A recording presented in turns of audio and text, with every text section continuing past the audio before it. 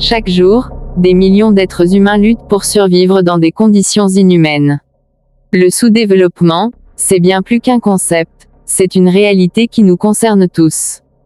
Les experts planchent depuis des années pour analyser les sources du retard de l'Afrique et certains pays arabes en matière de croissance. Parmi elles on trouve la permanence de conflits armés. Un Africain sur 5 vit dans un pays en proie à de graves conflits qui accaparent une partie de la richesse. La mauvaise gouvernance. 5 des 10 États les plus corrompus au monde sont africains, selon le classement établi par l'ONG Transparency International. La mauvaise gouvernance, c'est également les gaspillages de toutes sortes et la mauvaise gestion des rares deniers publics depuis les indépendances. Une croissance démographique élevée. Étant donné le taux élevé de croissance démographique, encore 2,8% en Afrique subsaharienne, le continent doit enregistrer un taux de croissance économique de 5% par an pour que le nombre de pauvres n'augmente pas. Pour diminuer de moitié le nombre de personnes vivant dans une extrême pauvreté d'ici à 2015, la croissance annuelle devra dépasser 7%, observe la Banque mondiale. Publicité. L'éducation. Plus de 140 millions de jeunes Africains sont illettrés. Les dépenses d'éducation dans les pays pauvres en Afrique représentent moins de $50 par an, contre plus de $11 000 en France ou aux États-Unis. En milieu rural, une fille sur 4 seulement a une chance d'aller à l'école primaire. La santé. Dans la plupart des pays africains, l'espérance de vie n'atteint pas 50 ans. À travers le continent, plus de 24,4 millions de personnes vivent avec le virus du sida.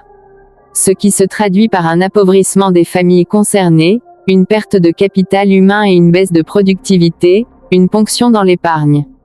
Un taux d'investissement et d'épargne très faible. Selon la Banque mondiale, les flux d'investissements directs étrangers et d'aide publique au développement ont encore reculé en 2000. Tout comme le taux d'épargne. Un coût des communications trop élevé. Compte tenu de l'enclavement de la plupart des pays, le coût du transport routier est extrêmement élevé en Afrique. C'est également vrai pour le transport international, notamment en raison d'accords très restrictifs. Les tarifs téléphoniques internationaux et les coûts de connexion à Internet sont parmi les plus élevés au monde.